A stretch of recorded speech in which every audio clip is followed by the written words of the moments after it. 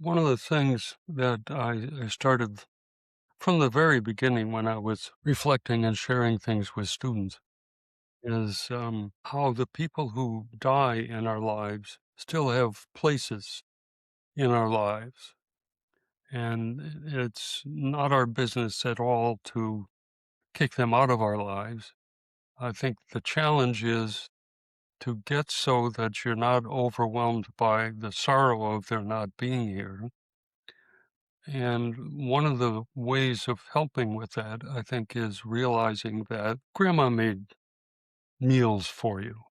Mhm, Grandma gave you material gifts. Grandma kept you company, mhm, watching television, telling jokes, being in a conversation, yep, and so on. And those things required her being present. yep, She shaped your character. She inspired you. She encouraged you. She taught you how to do some things.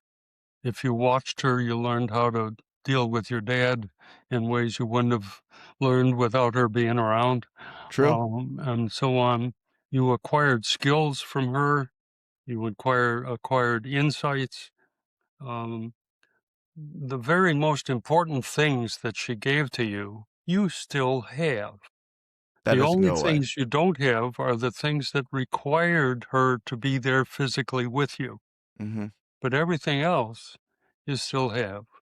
When you can move past the worst of the pain of not having her physically around mhm, anymore, I think it's easier to move toward and hold on to for dear life, meaning dear life, um, the good stuff that she gave you, how she made you, in part, who you are.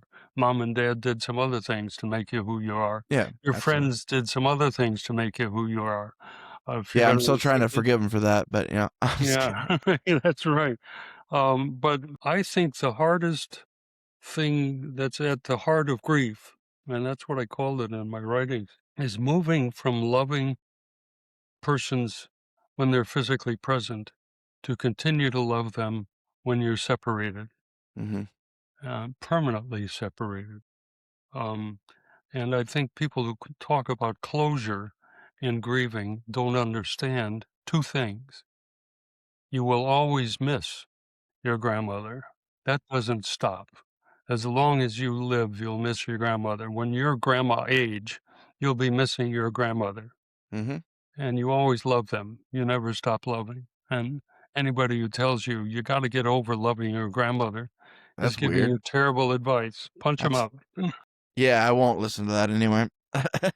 Yeah. So, how do we love them in separation? You have parents right now. Mhm.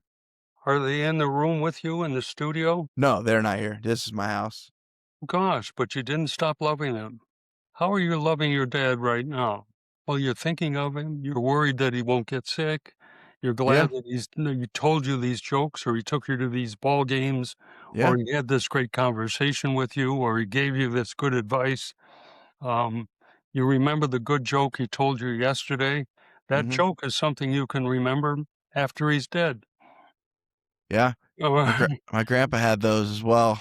And Yeah, how do you love him when you're not with him? You talk about him. You talk about him on the air when you're doing your podcast. yep, You talk about him with your friends. You laugh with them when you remember how goofy dads are, and your dad is one of them. mhm, You yep. enjoy him when you're not with him. You may be grateful that he introduced you to some of the music that you really love. That seems unlikely because it never goes that way. It always goes the other way, but Yeah. it's possible. No, not in my area. I mean, me and my dad do not align on that very well. But But he's told you family stories yes. that you'll never forget. Your grandmother told you family stories that you'll never forget. You have treasures from the people who you've known and loved who have died. And if you can move your way to remembering them, sometimes being inspired by them, and so on, that's what loving them in separation's all about. And it's not that hard. It can take years, but it's not that hard.